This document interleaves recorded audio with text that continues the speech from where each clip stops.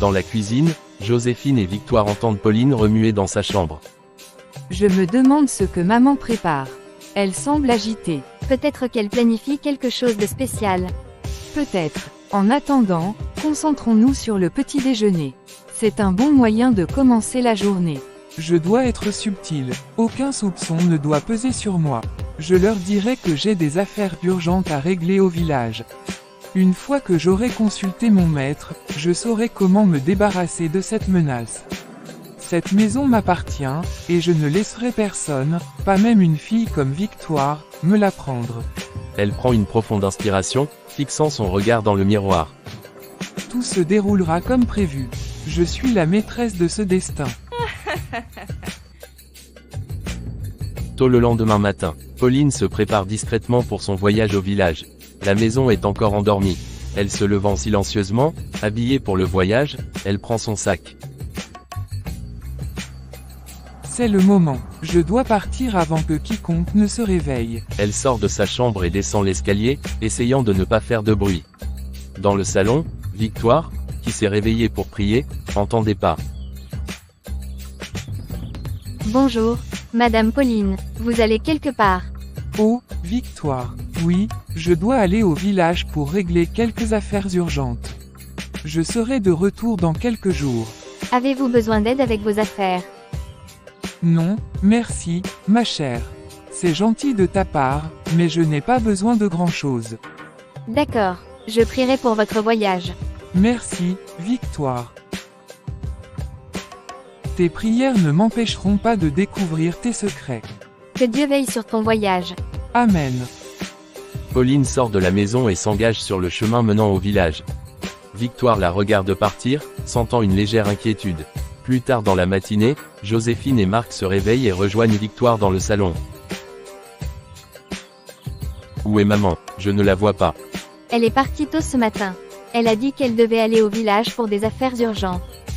Cela ne lui ressemble pas de partir si soudainement. J'espère que tout va bien. Ne t'inquiète pas, elle sait ce qu'elle fait. Elle reviendra bientôt. Mais pourquoi elle ne m'a pas informé, et même toi? En attendant, je suis là pour aider. Je peux tout faire, les travaux ménagères. Oui, c'est une bonne idée.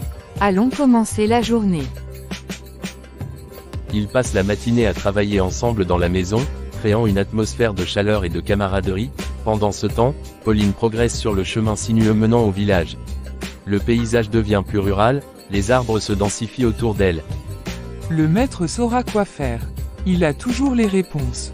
Je dois comprendre comment vaincre cette Victoire avant qu'elle ne détruise tout ce que j'ai construit. Pauline, la mère de Marc, arrive au village à la cabane de son maître. La forêt dense autour du village ajoute une atmosphère mystique et inquiétante. Frappant à la porte, l'air déterminé. Maître, c'est Pauline. J'ai besoin de vos conseils. Entre, Pauline, je t'attendais. Pauline entre dans la cabane sombre, illuminée par des bougies et emplie d'une fumée épaisse. Le maître, un vieil homme à l'air sévère, est assis près d'un feu. Il la regarde intensément. Quelle est cette urgence qui t'amène ici? Il y a une fille dans notre maison, Victoire. Sa présence est puissante et elle commence à influencer ma famille.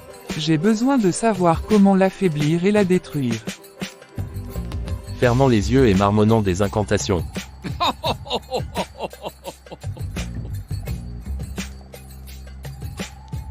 Victoire, un nom porteur de triomphe.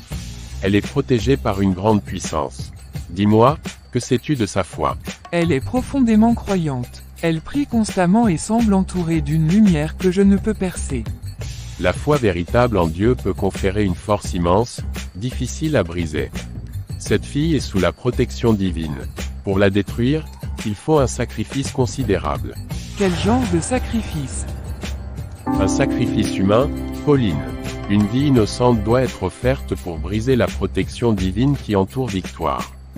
Je ferai tout ce qui est nécessaire pour protéger ma place et ma famille. Que dois-je faire? Pour affaiblir la force de Victoire, tu dois accomplir un rituel sacré. Voici ce qu'il faut faire. Le maître sort un parchemin ancien et commence à expliquer les étapes du rituel.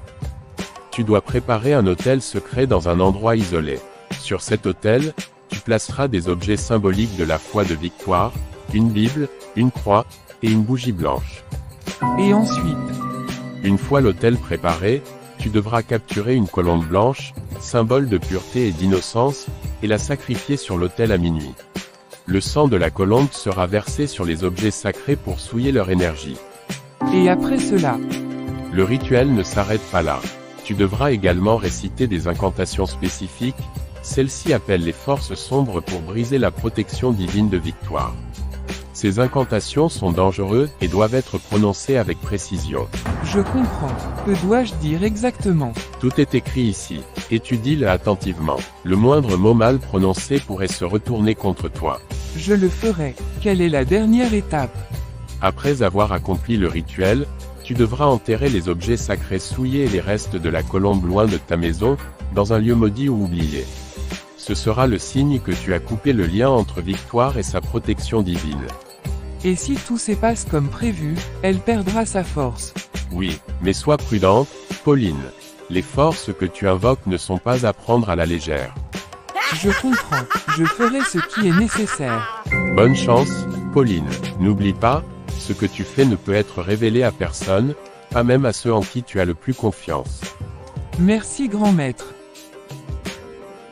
Pauline sort de la cabane, serrant le parchemin dans ses mains, prête à accomplir le rituel sombre pour détruire la force de Victoire. Retour à la maison de Marc, Joséphine et Victoire continuent leur journée, ignorant les machinations de Pauline. Merci de m'accueillir ici, Madame Joséphine. C'est un véritable havre de paix. C'est un plaisir pour nous aussi.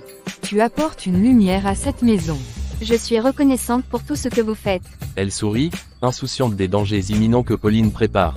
Victoire, je dois dire que je suis impressionnée par ta foi en Dieu. Tu es si jeune, mais tu sembles avoir une relation si profonde avec lui. Comment as-tu développé une telle foi? Merci, Joséphine. C'est quelque chose qui est devenu une partie de moi depuis longtemps. Raconte-moi, s'il te plaît. Comment as-tu appris à prier et à avoir cette confiance en Dieu? Ses yeux deviennent plus contemplatifs, se remémorant son passé. Tout a commencé quand j'étais encore une petite fille. Mes parents sont morts quand j'avais 8 ans. Soudain, je me suis retrouvée seule, sans personne à qui parler ou qui puisse me protéger. Oh, Victoire, je suis désolée d'entendre cela.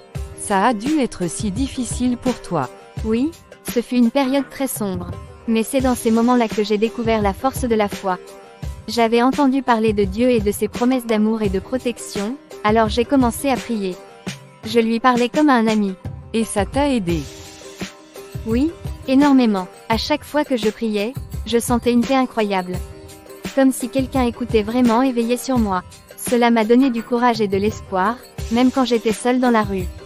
Ta foi est vraiment impressionnante. Comment as-tu appris à prier aussi bien? J'ai appris à prier simplement en parlant à Dieu de mes peurs, de mes espoirs, et de mes besoins. Au début, c'était juste des mots simples, des appels à l'aide. Mais petit à petit, j'ai commencé à lire des passages de la Bible que je trouvais, et cela a enrichi mes prières. Et tu as trouvé du réconfort dans ces paroles. Oui, les Écritures m'ont donné des réponses et m'ont montré que même dans la souffrance, Dieu est présent. Je me suis accrochée à ses promesses. C'est merveilleux, Victoire. Je suis vraiment touchée par ton histoire. Ta foi a clairement eu un impact énorme sur ta vie. Oui, Joséphine, la foi m'a donné la force de continuer, même quand tout semblait perdu. Dieu est toujours là pour ceux qui croient en lui et se tournent vers lui dans les moments de détresse. Je suis si heureuse que tu sois ici avec nous, Victoire. Tu es vraiment une source d'inspiration. Merci, Madame Joséphine. C'est un privilège d'être ici avec vous. Vous avez apporté tellement de chaleur et de bonheur dans ma vie. Ils continuent à parler, partageant leurs histoires et renforçant leurs liens. La maison est remplie d'une atmosphère de paix et de compréhension. Le soir venu, Pauline revient à la maison, avec une aura sombre et résolue. « Maman, tu es rentrée. Comment ça s'est passé ?» Tout s'est bien passé, Marc. J'ai réglé ce que je devais. Elle regarde Victoire avec une expression calculatrice. Comment allez-vous toutes les deux? Nous avons passé une journée agréable, Madame Pauline. C'est bien. Profite de ta tranquillité tant que tu le peux, Victoire. La nuit tombe. Pauline prépare en secret les éléments pour le rituel, attendant l'heure propice pour commencer. Dans sa chambre. Pauline murmurant pour elle-même. Tout doit être parfait. Ce soir, tout changera. Elle se prépare, sachant que la route qu'elle s'apprête à emprunter est dangereuse et irréversible. Scène, la nuit tombe. Pauline se prépare dans sa chambre pour son rituel sombre, tandis que Victoire se retire dans sa chambre pour prier. Une bataille spirituelle intense s'annonce. Dans la chambre de Pauline, se tenant devant l'autel qu'elle a préparé, murmurant pour elle-même. Ce soir, je vais briser la lumière qui protège Victoire. Rien ni personne ne pourra l'en empêcher. Elle sort le parchemin ancien avec les incantations et commence à lire à voix basse. Esprit sombre, je vous invoque. Dans la chambre de Victoire. Les mains jointes et les yeux fermés, sa voix ferme et déterminée. Seigneur, en cette nuit, je viens à toi pour demander ta protection. Que ton Esprit Saint descende sur cette maison et purifie chaque coin. Elle commence à prier avec une intensité et une ferveur croissante, sentant une force divine la soutenir. Que le sang de l'agneau, le sang de Jésus, couvre cette maison et repousse toutes les forces du mal. La pièce se remplit d'une lumière douce et d'une chaleur apaisante alors qu'elle continue sa prière. Je te prie, Seigneur, de protéger Marc, Joséphine et même Pauline. Chasse tous les esprits de sorcellerie, les esprits de malédiction et de détournement. Que ta lumière divine brille sur nous et nous garde unis. Dans la chambre de Pauline, se concentrant sur ses incantations, essayant de lire les mots du parchemin. Esprit ancien, je vous. Elle commence à hésiter, une sensation de confusion l'envahit, ses mots deviennent flous.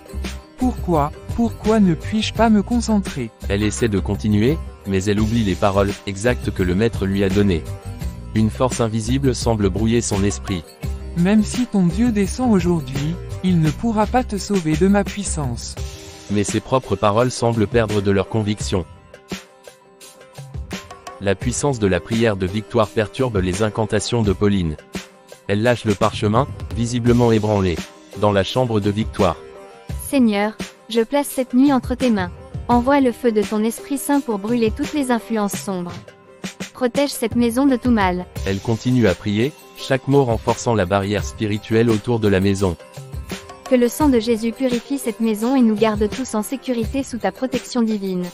La lumière dans la pièce de Victoire semble devenir plus brillante, comme si une présence divine descendait pour écouter ses prières. Dans la chambre de Pauline, désorientée, elle essaie de se rappeler les instructions du maître. Pourquoi ne puis-je pas? Je dois. Mais les mots lui échappent complètement. L'incantation est oubliée, le sacrifice interrompu. Elle se laisse tomber, épuisée et vaincue, sentant la force de Victoire la submerger. Retour dans la chambre de Victoire. Merci, Seigneur, pour ta protection. Je te remets cette nuit et chacun de nous dans tes mains. Garde-nous en sécurité, purifiés par ton sang et protégés par ta lumière. Elle termine sa prière, sentant une paix profonde l'envahir. Merci, Seigneur, je sais que tu veilles sur nous. Elle termine sa prière, sentant une paix profonde l'envahir. Elle se couche, confiante dans la protection divine qui enveloppe la maison. Les forces sombres de Pauline ont été repoussées par la puissance de la prière de Victoire.